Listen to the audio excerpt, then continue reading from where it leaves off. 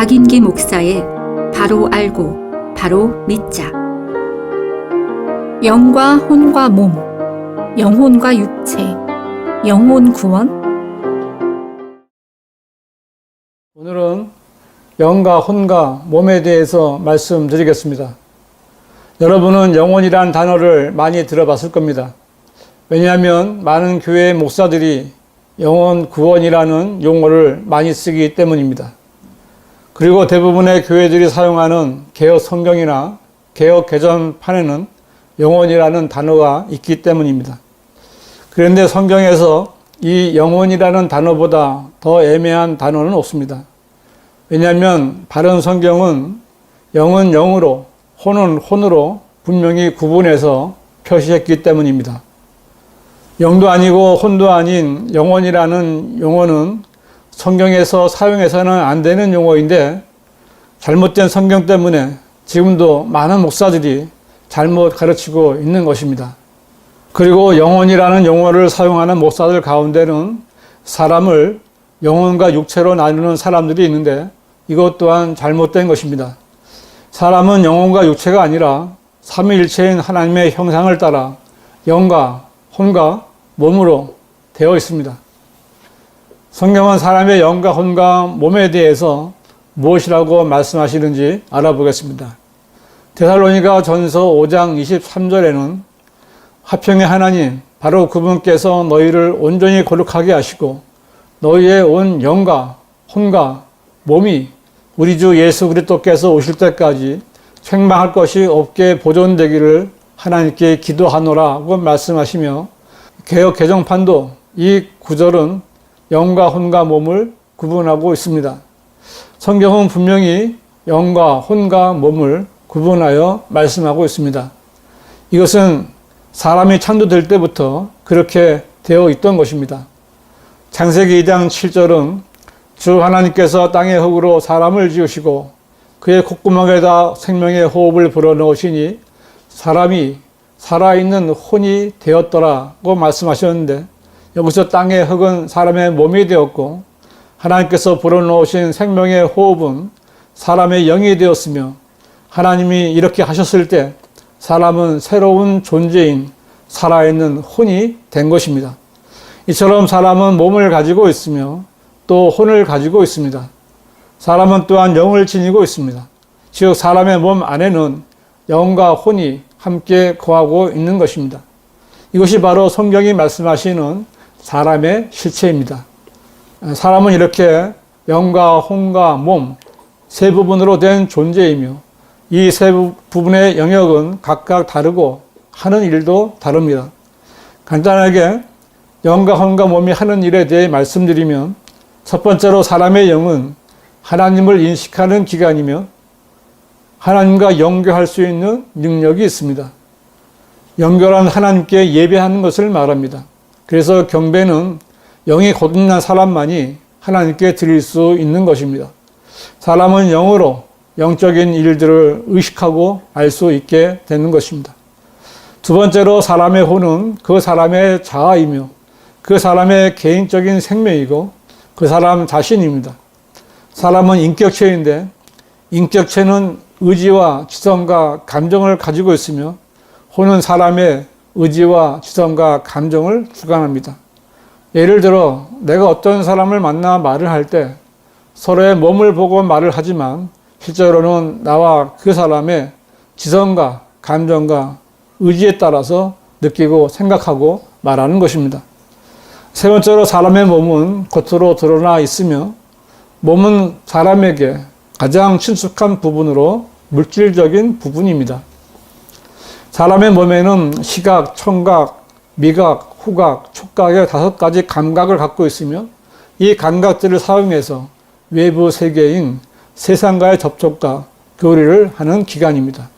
사람이 처음 창조되었을 때 사람은 이처럼 완벽하게 영과 혼과 몸을 가진 상태로 창조되었으며 각자의 기능과 영역을 통하여 영은 영이신 하나님과 교제하고 혼은 자신의 의지대로 생각하고 움직였으며 몸은 하나님께서 창조하신 모든 물질적인 세상을 즐기며 살았습니다. 이러한 것을 볼 때 하나님께서 창조하신 사람에게는 영혼이라는 것은 있을 수가 없고, 창세기 2장 7절을 사람이 생명의 den이라고 되어 있는 개역 개정판은 변개된 성서임을 알 수 있습니다. 영혼이라는 말은 하나님께서 쓰신 성경에서는 사용되지 않는 단어이며, 따라서 그러한 단어를 사용한 성서는 하나님께서 쓰신 성경이 아니라 마귀가 손댄 성서라는 것을 아셔야 합니다. 마귀는 거짓말장애이며 또 거짓말의 아비입니다. 마귀가 변개한 성서로 가르치고 설교하는 목사들은 자기도 모르게 마귀가 시키는 대로 거짓말을 하게 되는 것입니다. 거짓말로 진리를 전달하면 그 말들이 영적인 양식이 될 수 있겠습니까? 그리스도인이라면 반드시 변개되지 않은 한글 킹제임스 성경을 믿음의 근간으로 삼아야 합니다. 하나님께서는 사람을 이렇게 영과 혼과 몸에 있는 인격체로 만드셨고 영원히 살게 하셨지만, 첫사람 아담이 하나님의 말씀에 불순종함으로 인해서 모두 죽게 되었습니다.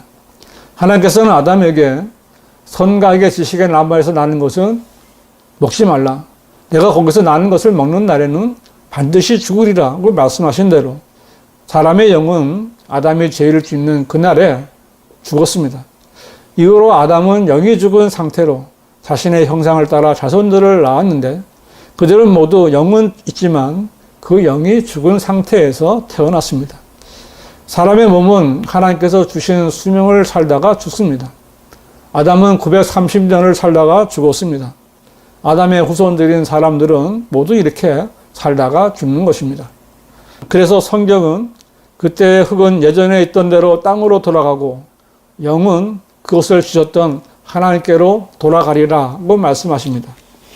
이 말씀대로 사람이 죽으면 사람의 몸은 다시 흙으로 돌아가는 것이고, 그 사람의 영은 하나님께서 주신 것이므로 다시 하나님께로 돌아가는 것입니다. 전도서 3장 21절에서도 사람의 영은 위로 올라가고 짐승의 영은 땅 아래로 내려가는 것을 누가 알리요? 라고 말씀하심으로써 사람의 영은 비록 구원받지 못한 죽은 영이라도 그것을 주신 하나님께로 돌아간다는 것을 알려주고 있습니다. 그런데 개역 개정판은 이 말씀을 인생들의 혼은 위로 올라가고 짐승의 혼은 아래 곧 땅으로 내려가는 줄을 누가 알냐? 라고 변개함으로써 사람의 영과 혼에 대한 하나님의 말씀을 엉망으로 만들어 놓았습니다. 인생들의 혼이 위로 올라간다면 어떤 혼이 지옥에 가는 것입니까? 성경은 사람의 영과 몸은 이미 갈 곳이 정해져 있다고 말씀하십니다. 그런데 문제는 바로 그 사람의 혼입니다. 사람의 혼은 그 사람 자아이고 그 사람 자체입니다. 사람의 혼은 사람과 같은 몸의 형태를 가지고 있으며 불멸의 존재입니다. 혼은 몸의 형태를 가지고 있기에 그 몸으로 보고 느끼며 말하고 들으며 목말라 하고 생각하고 고통을 느끼기도 합니다.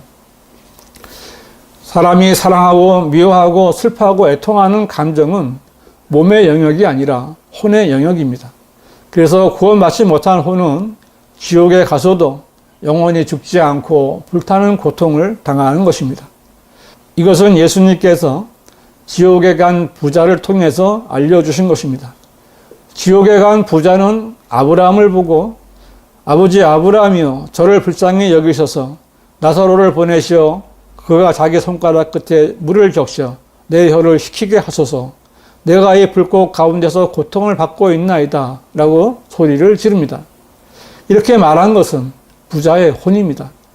부자가 죽었을 때 그의 몸은 땅에 묻히고 영은 하나님께로 돌아갔지만 그의 혼은 몸에서 분리되어 지옥에 간 것입니다. 이 말씀은 비유가 아닙니다. 많은 목사들이 이 말씀을 부자와 나사로의 비유라고 말하지만 예수님께서는 비유가 아니라 실제적인 상황을 말씀해 주신 것입니다. 비유라 해도 사람은 절대로 지옥에 가서는 안 됩니다. 하나님과 마귀가 싸울 때 서로 차지하려고 하는 것이 바로 사람의 혼입니다.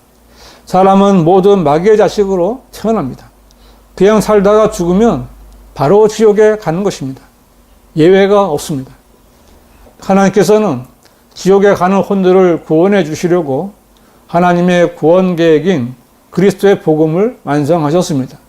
누구든지 자신의 의지를 사용하여 주 예수 그리스도를 믿고 영접하면 구원받게 됩니다.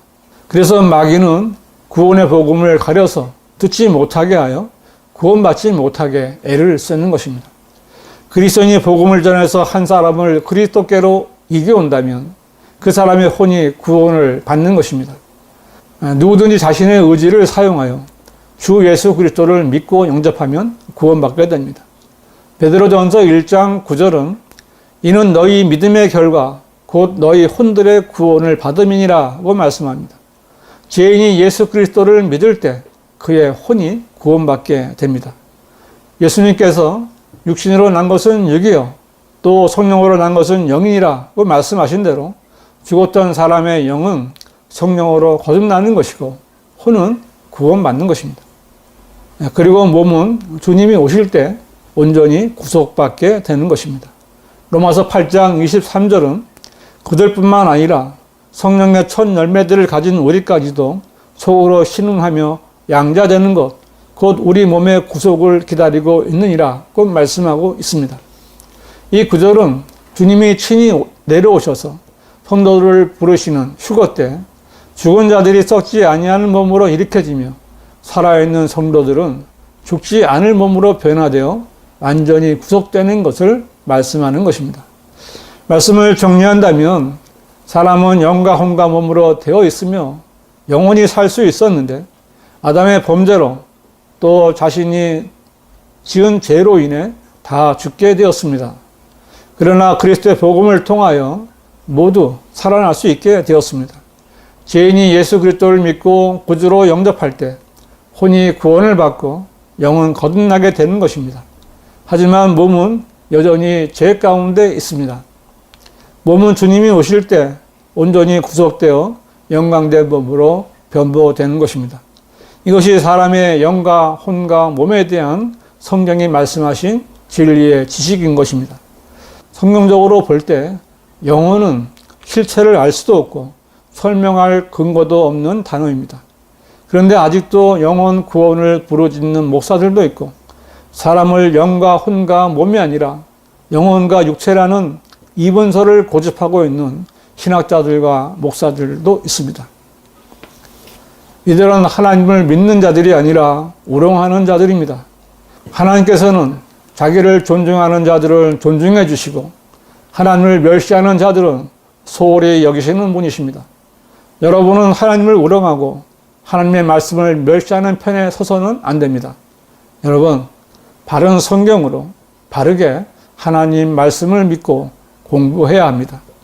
하나님께서는 모든 사람이 구원받고 진리의 지식에 이르기를 원하신다고 말씀하셨습니다. 지금까지 박인기 목사의 바로 알고 바로 믿자였습니다.